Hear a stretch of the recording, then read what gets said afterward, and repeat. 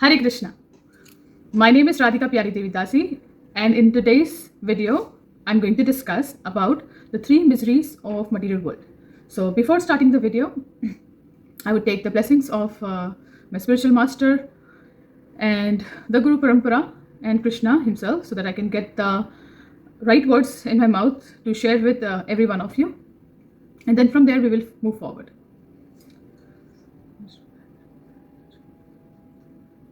नमो विष्णुपदाय कृष्णपृष्ठाय पुतले श्रीमते भक्तिवेदांत स्वामिनिति नामिने नमस्ते सरस्वती देवे श्री गौरवाणी प्रचारिणे निर्विशेष शून्यवादी पाश्चात्य देशतारिणे जय श्री कृष्ण चैतन्य प्रभु नित्यानंद श्री अद्वैत गदाधर श्रीवासवी गौर भक्तवृंद हरे कृष्णा कृष्ण कृष्ण हरे हरे हरे राम राम राम हरे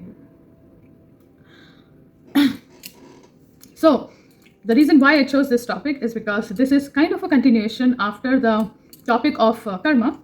And we can discuss more in detail about this particular topic which I'm going to now discuss, which is very much connected with karma and how it is interdependent. So what are these three miseries which affect each and every living entity on this material plane or on this material realm? This three miseries which each and every living entity has to go through, and they are able to receive this particular or experience this misery through the sense of perception. Our first one is Adidevik. Now, Adidevik is the miseries which are experienced by a living entity through natural circumstances, natural calamities, by higher living entities. Now, the example for those are like flood, or famine, or drought, or some kind of earthquake, or seasonal problems, or some kind of epidemic. And sometimes also there is something unexplainable things for people, like some people getting haunted by ghosts, or some kind of evil things which happened. So that is kind of under the category of Adidevik, where it is a higher, some vibrational frequencies where an individual gets affected by that. Mostly it is also known as the miseries which are afflicted on an individual by the demigods or the higher beings who are taking care of the material facilities of this world.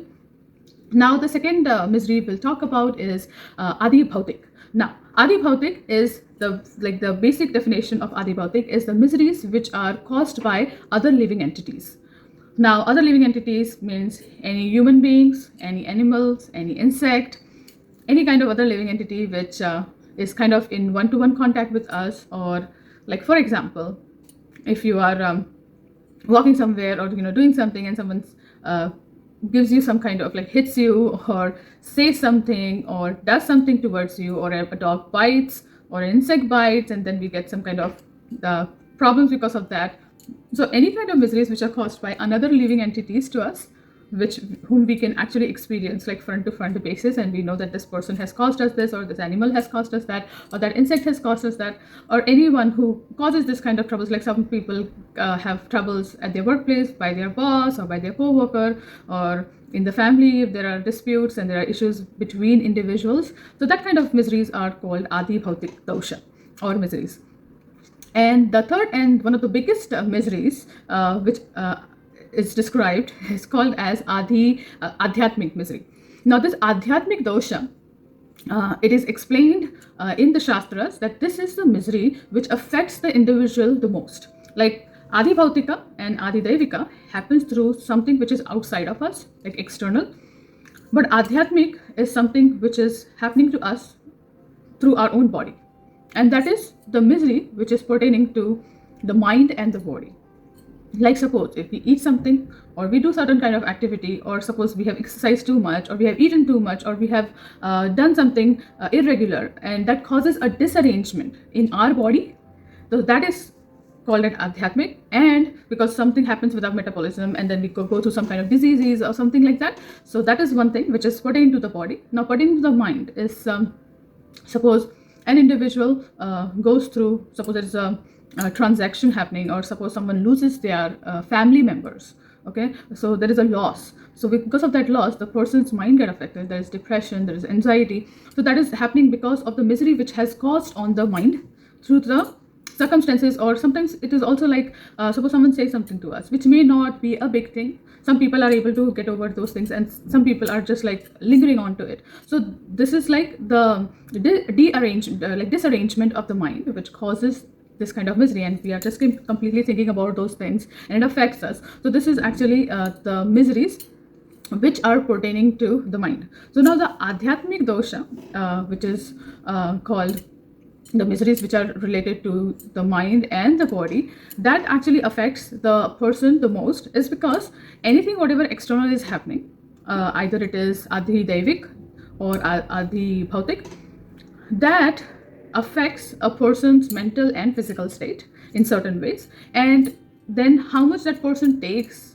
that particular misery on them is what describes the person's overall misery which will be happening to that person. So now, why an individual suffers, or why we as living entities suffer these kind of miseries? Now, of course, karma plays the part in it, but there are also some broader perspective we can see. So any living entity, suppose like any person or group of people or a country does something wrong towards another living entity, who are like animals or anyone, any country people or citizens, like wrong things. So there is a reaction found there. So the thing is, with the state laws, sometimes it happens that people may escape the state laws, but that doesn't happen in the law of God. So any kind of miseries which are inflicted on other people, other living entities in any ways, that gives a reaction, and because of that, because we are giving suffering to some other people, that suffering comes back to us. Now the suffering may not be given directly, but it can be in any form, either not even speaking up towards the wrong things which are happening, or either allowing some kind of infliction on the other living entities, or can be something from the past activities we have done, and because of that we all get this kind of collective miseries. Especially it comes in the form of adi devika. Now the major thing why this misery comes to an individual in the form of mind is especially the tendency it is described that everyone in this material world, whoever has come with a tendency to enjoy this material world. So that is the reason why this misery comes. Now what does this mean, to enjoy the material world? So everyone, whoever, like all of us who have come to this material world, we are all thinking that how and in what manner and in what capacity we can enjoy this material creation. How can I use it best so that I can utilize it for my own personal enjoyment or sense gratification? And that is what Shastras describe, that this is actually Maya, means illusion. This is actually our illusion, because as soon as we are thinking of enjoying this particular material universe, which is meant actually for the enjoyment of the Supreme Lord, not for us, because everything, all the creation or whatever it is there, it is all meant for the Lord. Means the Lord is actually Bhoktaram, means he is the supreme enjoyer, and as living entities or part and parcels of the Lord, our eternal constitutional position is such that our individual consciousness should be dovetailed with the supreme consciousness, and that is the thing which will actually help us get rid of these miseries. Now what happens is that, suppose for an example, like on the broader perspective also, if you see, so there is, suppose, presidential or prime minister elections going on. So when there is elections going on, there are so many people from the different party who want to who go that I'll do this for you, I'll do that for you, and they ask for a vote, because they are claiming that they are the one who will be serving the citizens much better than the other party.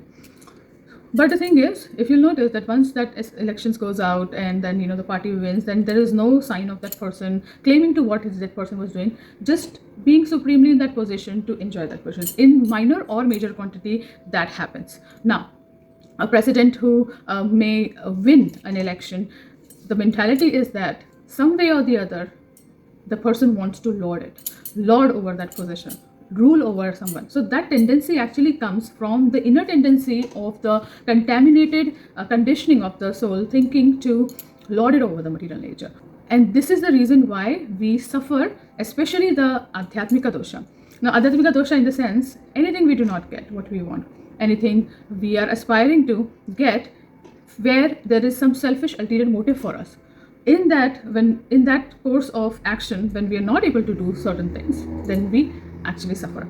So this is the misery which affects an individual most. It is also said in the past that in the previous yugas, usually there used to be like the asuras, the demons, and the devtas. There used to be a fight between those two, like evil and bad would be like in different realms, and there would be fight and to empower, like, to take power over the heavenly worlds or the higher worlds. Then the demonic and the Devic tendencies came on the earthly planet, like that, where like, Ravan was in Lanka, and then Lord Ram, and then they came together and like fighting like that.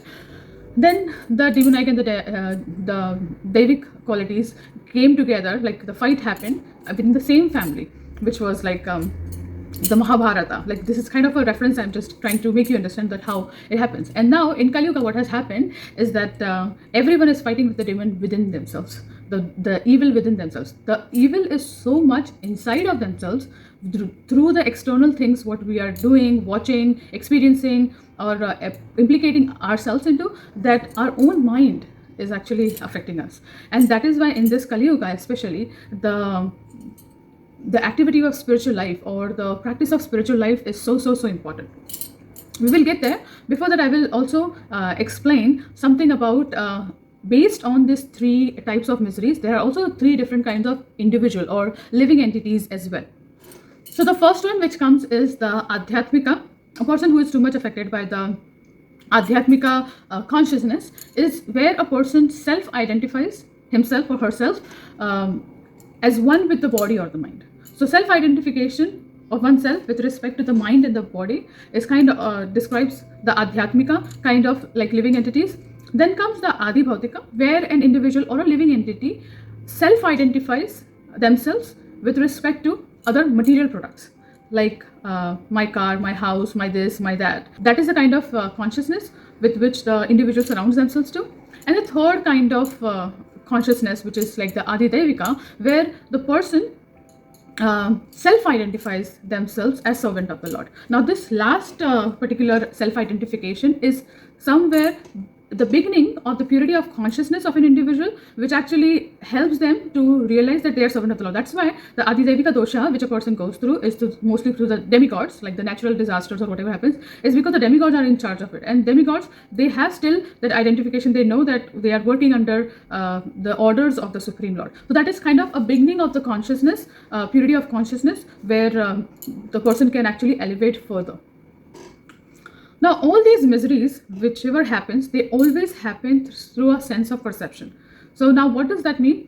Is that if we do not have this sense of perception which we have been given by the material nature, we wouldn't know that what these miseries are. Now, any of these miseries, they cannot be experienced independently. Now, what does that mean? Like, if someone is giving suffering to another living entity, that living entity can experience that suffering to the body and mind. Okay.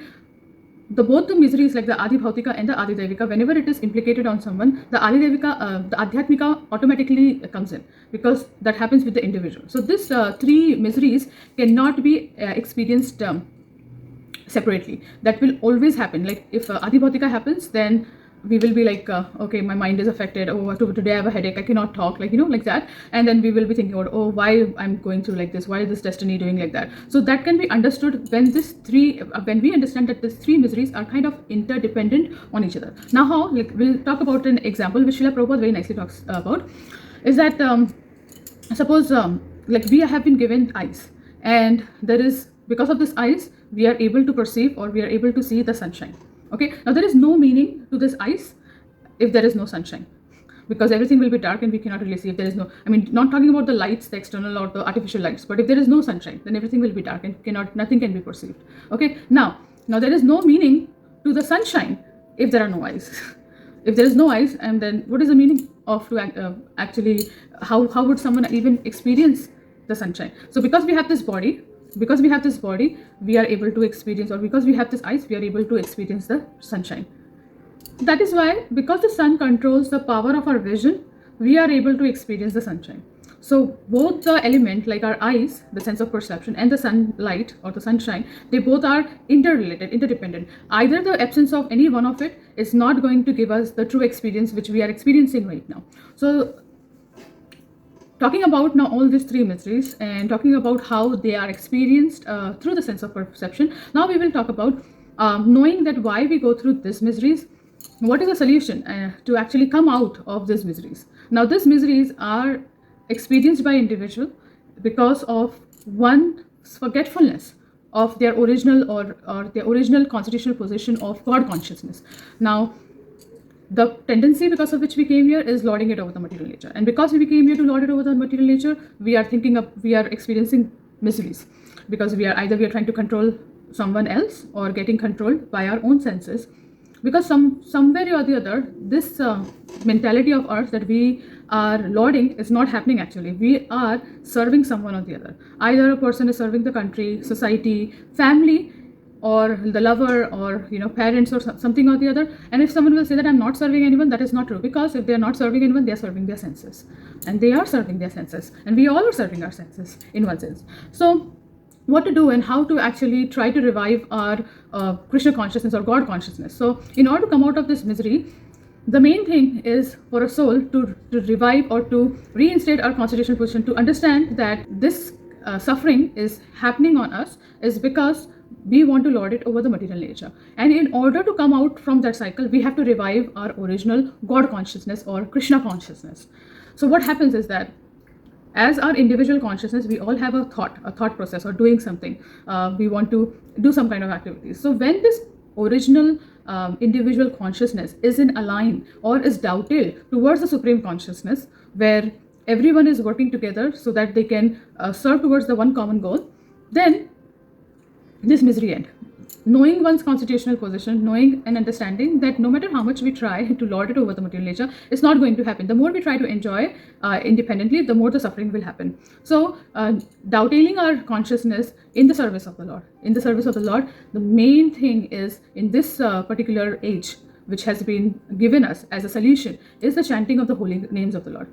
What happens is that it may seem to be very much mechanical for many people. Oh, just what is happening, chanting, and there is many people are doing so many things still. Many things like that happen, where an individual, when they see from an external point of view that, oh, this person may be chanting, taking God's name, but doing the same activity or some kind of similar thing like us. So what is the difference really? But the thing is, you have to know that this chanting, this process of chanting is very sublime, and it takes a lot of time for one to clean this contamination based on a person's sincerity or genuine nature towards how much they want to aspire for reviving their God consciousness. So there is an example, very amazing example of this hunter whom Srila Narad Muni actually guided. So he was the guru of that hunter. How what happened was this hunter was actually having no compassion. He would give all these miseries to the other living entity, and he would kill them mercilessly. Not just kill them, but actually take pleasure when they would go through that suffering. So he did not know, I wasn't aware that the amount of sin he was actually building up for himself to maintain his own family. So on his encounter with Narad Muni asked him whether you will, your family for whom you are doing all these things will be taking up your sins or not. So when he goes back and asks his family, none of them are actually saying that they will be taking their his share of sins to themselves. So he completely becomes devastated that he's alone and is actually doing all these sinful activities. So at that time, because this hunter actually becomes Valmiki sage later on. So he says that for what can I do to actually repent for my sins, my sinful activities. So when Srila Narad Muni gives him the name of Lord Ram, that you chant the name of Lord Ram, and then you will be completely your sins will be eradicated, and you will revive your original God consciousness and your consciousness where your individuality is in quality with the Supreme Lord. So he had done so much sinful activities that it is difficult for him to even chant the name of Lord Ram. So Srila Narad Muni just says that just say Mara.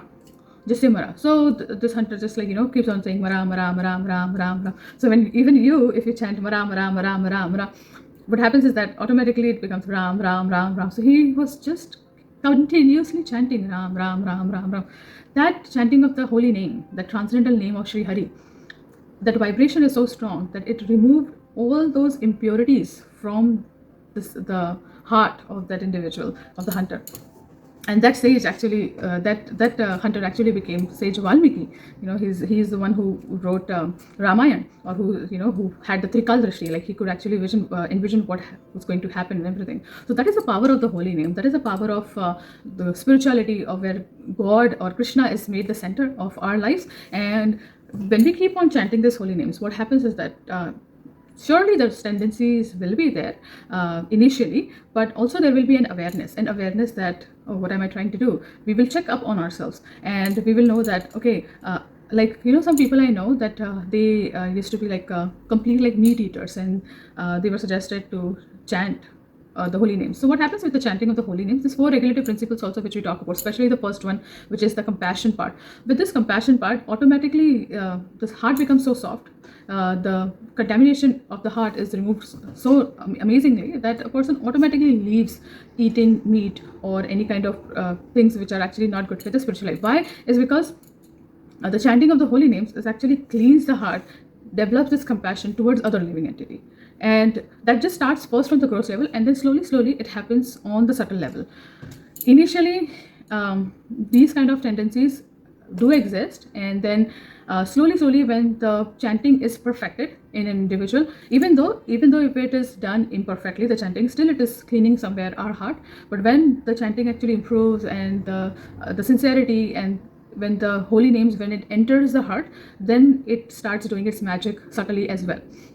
So to summarize everything, we talked about the 3 miseries and the 3 kind of individuals which are connected to these kind of miseries, and why these miseries happens, what is the definition of this misery, and how an individual can get rid of these kind of miseries completely, eventually and gradually, and the significance or the importance of holy names, which actually helps one to understand and be aware that why these miseries are happening and how to come out of these miseries. So I hope I clearly explained the miseries and how it affects an individual, and the solution for these miseries, and how we can come out of it eventually and gradually. If there are any questions or any doubts, you can ask me. If there are lots of questions, then I will just make another video. If there are some questions, then I will write to you, reply to you back on the comment section. And I'm still trying to get some more time to reply on the personal emails which I've got. So if you're watching the video and if you're one of them, just know that I will be replying to you soon. So thank you so very much for being patient and hearing it until the end. Hare Krishna.